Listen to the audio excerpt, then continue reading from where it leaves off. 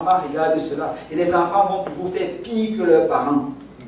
Ils vont faire pire. Il y a beaucoup de parents qui sont dans l'église, mais tellement ils sont infidèles avec les choses de Dieu que leurs enfants se retrouvent à faire la drogue, ils sont dans l'alcool, ils sont dans toutes sortes de choses. Parce que les enfants vont toujours faire pire que les parents. Alors, sois fidèle pour tes enfants. Amen. Amen. Sois fidèle pour ceux qui te suivent. Parce que nos enfants vont toujours faire ce que nous avons fait. Regarde, David a dit ceci dans Psaume chapitre 27, verset 4. Je demande à l'Éternel une chose que je désire ardemment. Je voudrais habiter toute ma vie dans la maison de l'Éternel pour contempler la magnificence de l'Éternel et pour admirer son temple. Car il me protégera dans son tabernacle au jour du malheur. Il me cachera sous l'abri de sa tente. Il me lèvera sur un rocher. Et déjà ma tête s'élève sur mes ennemis qui m'entourent. J'offrirai des sacrifices dans sa tente au son de la trompette. Je chanterai et je célébrerai l'Éternel. Alléluia. David était fidèle en l'Éternel.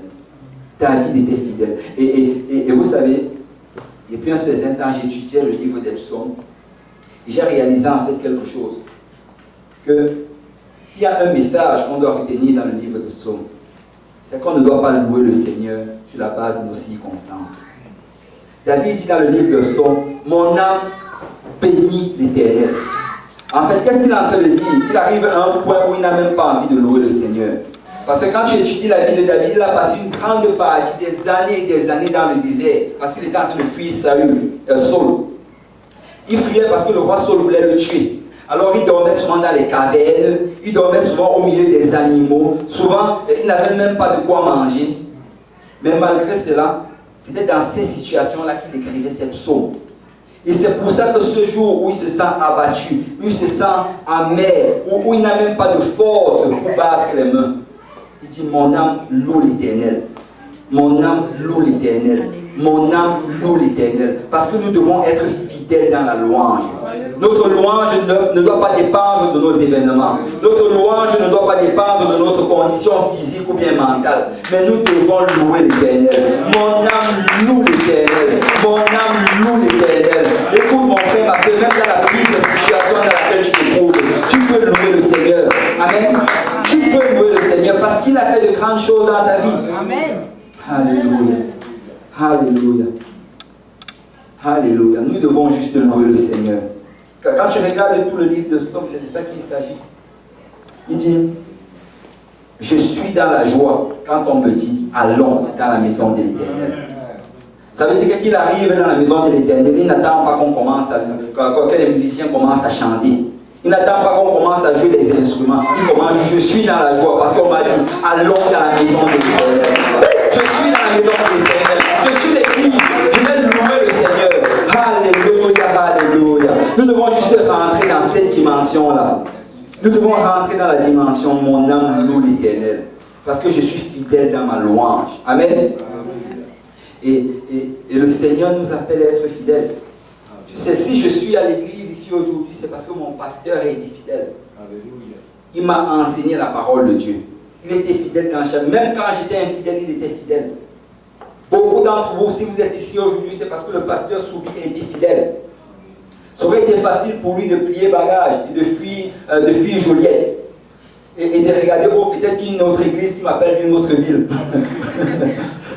Il y a une méga church quelque part avec un gros salaire. Mais il a dit que non, je vais être fidèle en ce que le Seigneur m'a appelé. Il m'a appelé à Joliette, alors je reste à Joliette. Je vais être fidèle.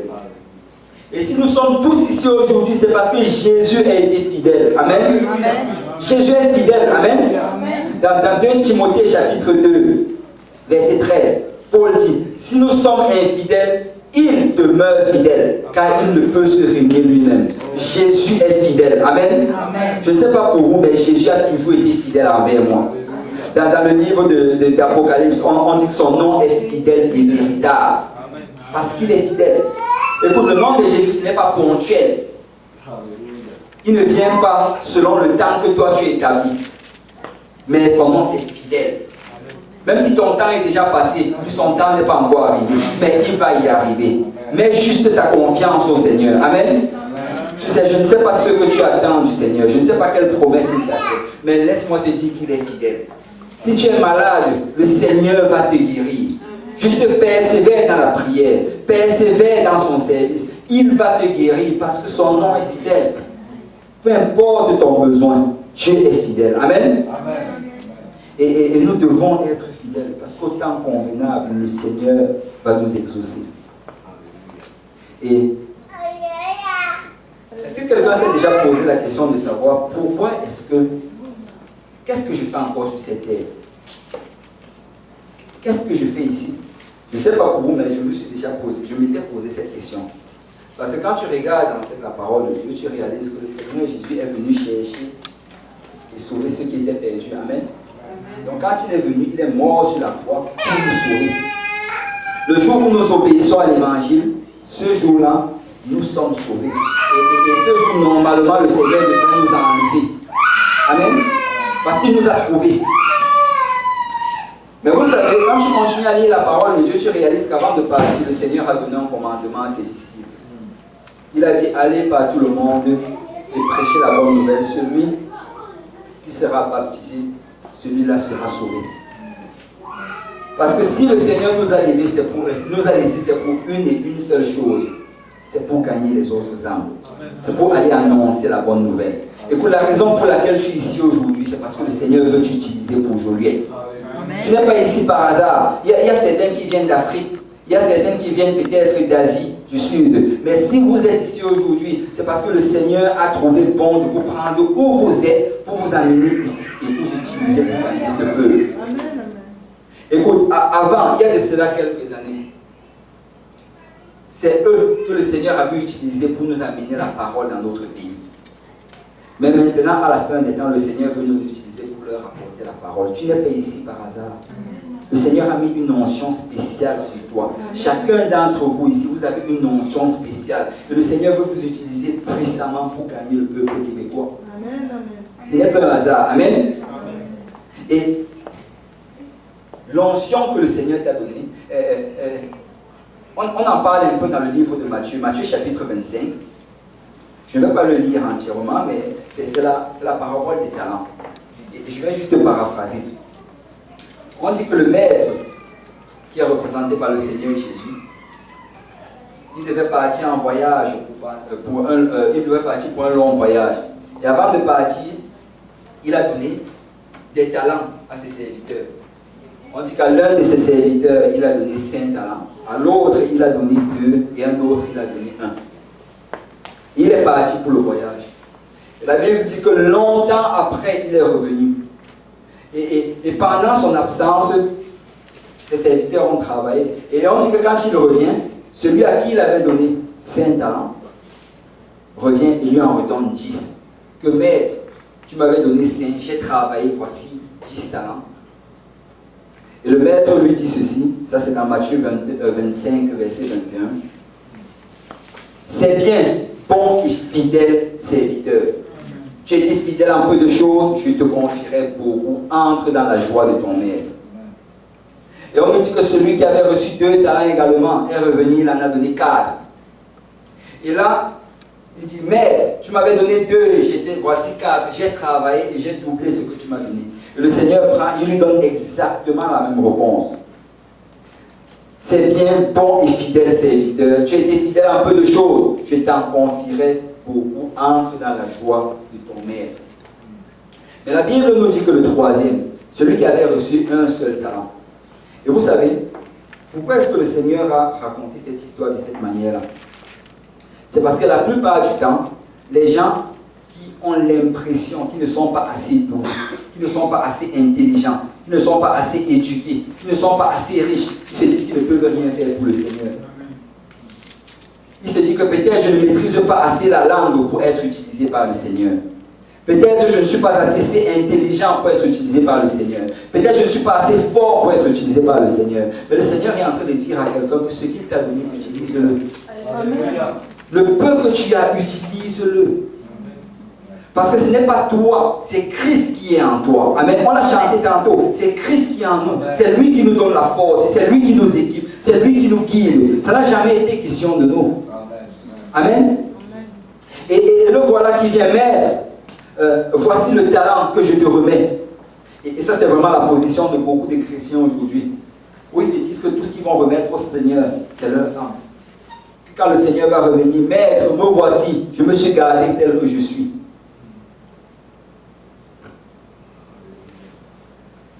Mais le Seigneur ne l'a pas accueilli de cette manière. Le Seigneur l'a reprimé.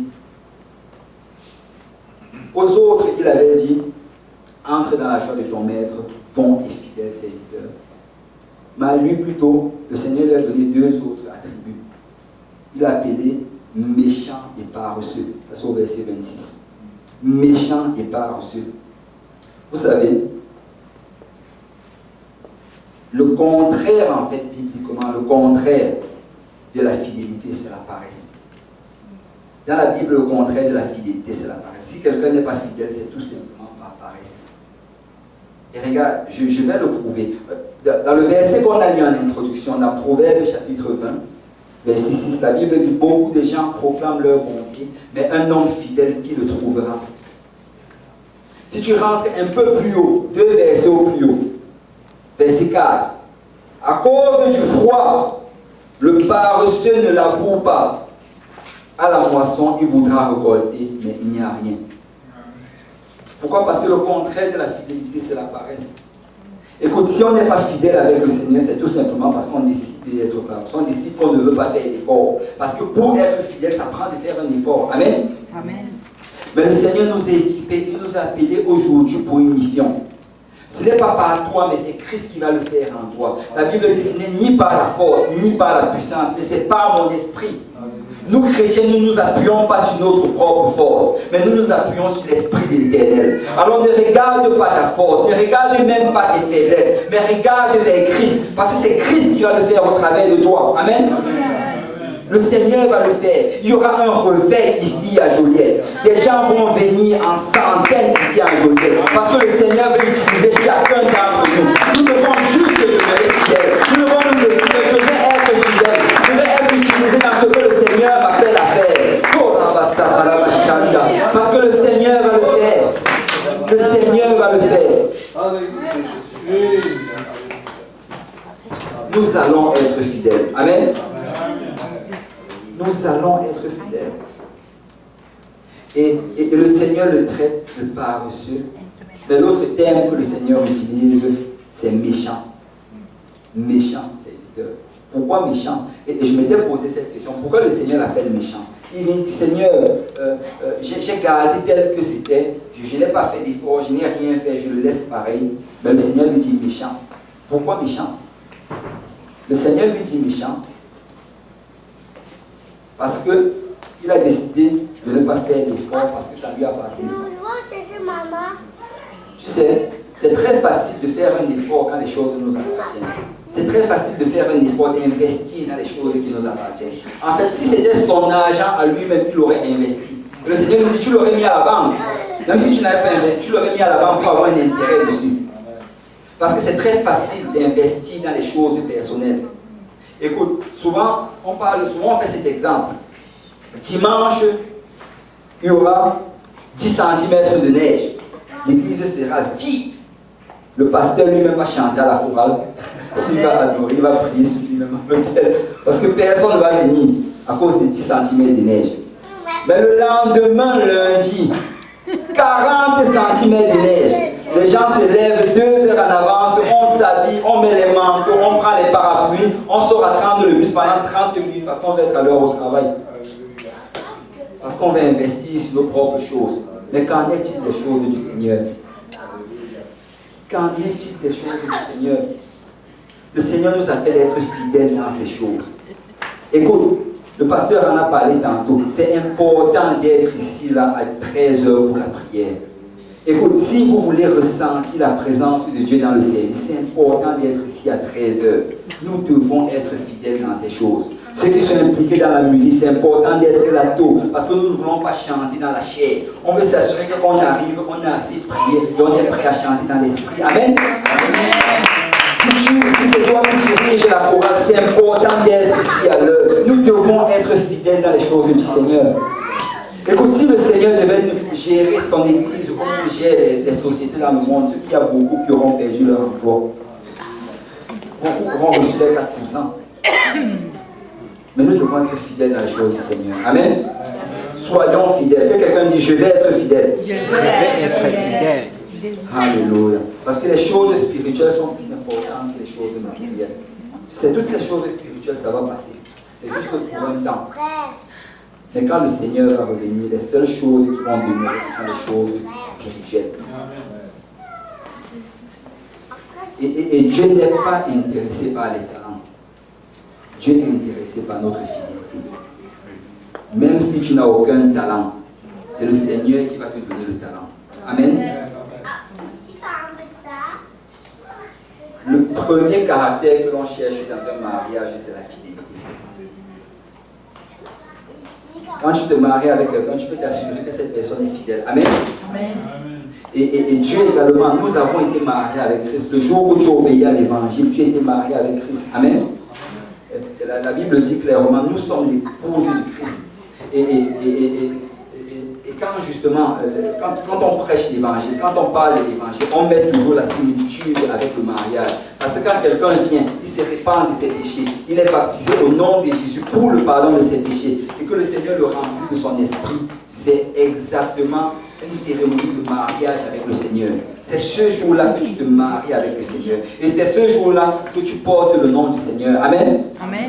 Et c'est pour ça qu'on baptise au nom de Jésus. Qu'on baptise quelqu'un et qu'on mentionne le nom de Jésus sur lui, ce jour-là il devient l'épouse du Christ. Amen. Mais le Seigneur veut que nous soyons fidèles à notre mariage. Tu sais, le fait que tu sois marié à Christ, ça t'amène à mettre Christ au-dessus de toutes choses dans ta vie. Il faut que Christ ait la place prédominante. Il faut que toute décision que tu vas prendre, que tu t'assures d'abord que le mari est d'accord avec cela. Amen. Écoute, si tu commences à mettre des choses plus importantes dans ta vie que Christ, que ce soit le travail, que ce soit l'école, que ce soit la famille, tu arrives dans une position où tu es en train de vivre dans l'infidélité. Parce que Christ doit être premier. Amen. Écoute, je ne dis pas que ces autres choses, tu ne dois pas leur donner de l'importance. Nous devons donner de l'importance à toute autre chose. Mais on doit s'assurer d'abord que Christ soit premier, que Dieu soit au centre de notre vie. Et d'ailleurs, si tu fais cela, la Bible te promet quelque chose. Cherchez premièrement le royaume et la justice de Dieu, et toutes les autres choses vont vous être données par-dessus. Si tu mets Dieu en premier, tu vas être béni financièrement. Si tu mets Dieu en premier, ta famille va être bénie. Si tu mets Dieu en premier, si quelqu'un est malade dans ta famille, il va être guéri. Si tu mets Dieu en premier, il va te donner un travail. Amen. Amen. Parce que Dieu est fidèle. Mon Dieu n'a jamais failli. Il a toujours été fidèle. Il a promis qu'il n'allait jamais nous délaisser et jamais nous abandonner. Et il l'a toujours fait. Mais nous devons être fidèles de l'autre côté. Amen. Amen. Amen. Et tu sais, la première chose que le Seigneur t'appelle à faire, c'est de garder cet amour que tu as pour lui. Cet amour que tu avais dès le commencement jusqu'à la fin.